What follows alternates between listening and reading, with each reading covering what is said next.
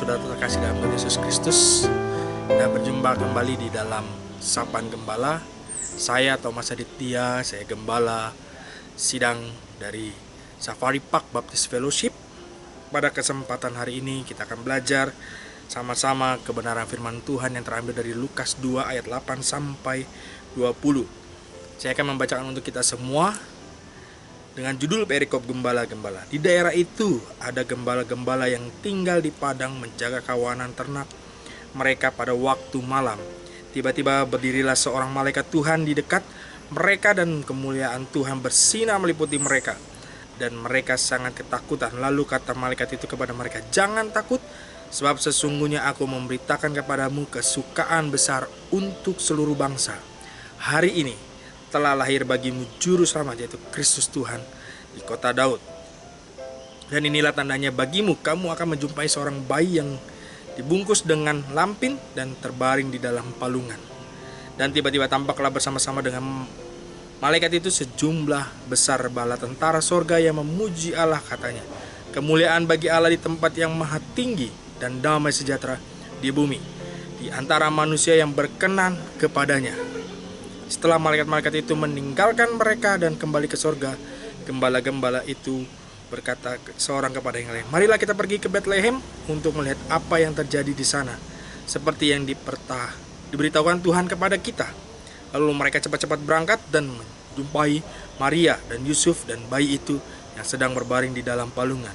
Dan ketika mereka melihatnya, mereka memberitahukan apa yang telah dikatakan kepada mereka tentang anak itu. Dan semua orang yang mendengarkan heran dan tentang apa yang dikatakan gembala-gembala itu kepada mereka. Tetapi Maria menyimpan segala perkara itu di dalam hatinya dan merenungkannya.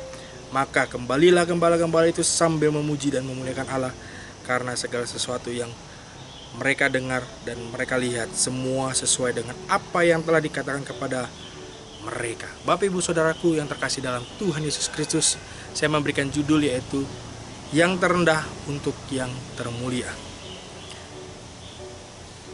Bapak Ibu Saudaraku yang terkasih dalam Tuhan Yesus Kristus, mengapa Lukas perlu menuliskan suatu peristiwa atau kejadian yang tercatat dalam perikop ini? Jawabannya yaitu terletak di dalam kata kuncinya, yaitu daerah tersebut. Daerah tersebut merupakan kelahiran Yesus, yang dimana di tempat yang terpencil dan jauh dari keramaian. Dan Lukas juga memberikan suatu fakta untuk memperkuat dan meningkatkan kredibilitasnya. Maka berita itu perlu diteruskan kepada semua orang yang berada dekat daerah itu dan masih terjaga secara penuh. Siapa itu? Yaitu orang-orang yang memenuhi kriteria tersebut adalah seorang gembala.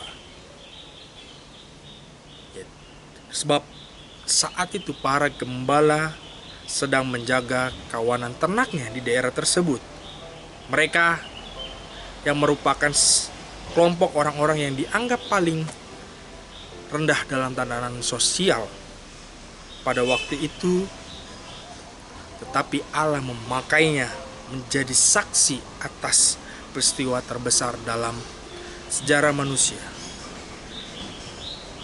Bapak Ibu Saudaraku yang terkasih dalam Tuhan Yesus, bahkan Lukas menggambarkan bagaimana kontradiksi yang indah antara respon orang-orang yang banyak dengan Maria terhadap Injil atau kabar yang disampaikan oleh malaikat. Orang banyak memberikan respon yang spontan dan mereka terheran-heran, sedangkan Maria merenungkannya.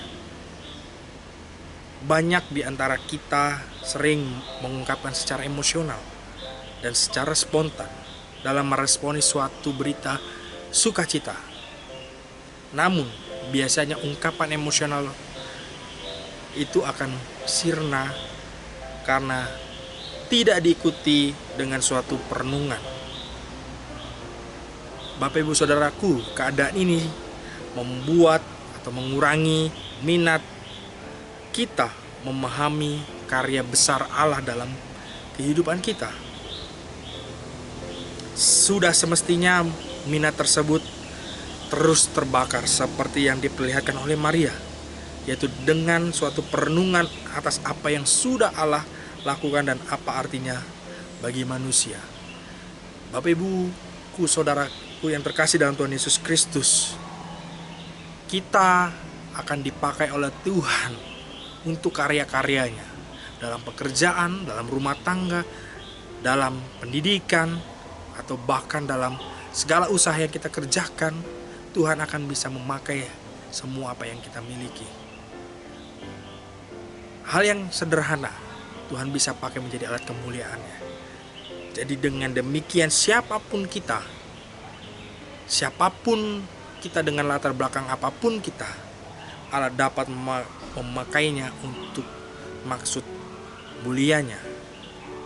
Hal yang kita renungkan pada hari ini bahwa mengimani apa yang sudah Allah lakukan dalam kehidupan kita secara umum dan dalam kehidupan kita secara khusus tidak dapat diimani hanya dengan mengutamakan suatu perasaan belaka kita saja, tetapi menghayati dan memahami karya Allah yang maha besar melibatkan seluruh keberadaan kita, seluruh background kita, seluruh kemampuan kita, yaitu pikiran, pengetahuan, perbuatan, dan perkataan kita. Hidup yang mulia bukan karena kemampuan kita, tetapi karena kuasa dan karya Allah dalam kehidupan kita. Selamat pagi, Tuhan Yesus